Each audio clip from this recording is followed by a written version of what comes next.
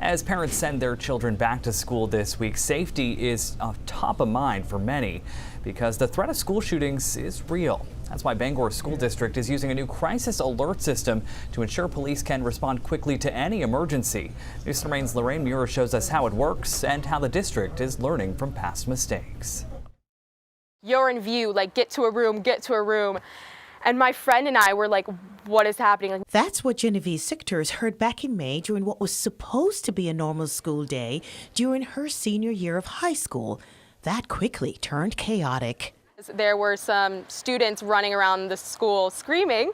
And so if you're in a lockdown and you don't know what's happening and you hear screaming outside your door, you're obviously going to be terrified.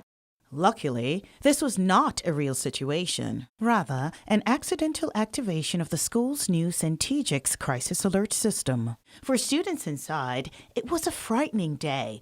But Superintendent James Tager says the continued surge of school shootings was the main reason to get the alert system. What happened in Uvalde, Texas, that was probably the biggest wake-up call for me. And through my years as an educator, it always bothers you. And I don't know why that one bothered me more, maybe because it was elementary. Tager says he and his staff are continuing to adjust security protocols to best keep students safe and have learned a lot from the accidental activation of the crisis alert system. We also had an incident where we learned a lot from in regards to the sound of how loud our system is and some things that we can do to make it even better. Raymond Finney is Bangor's school safety director and says when used correctly, it's an easy and effective system and teachers and school staff will have it on them the entire day. Just multiple pushes of that button will then notify the police.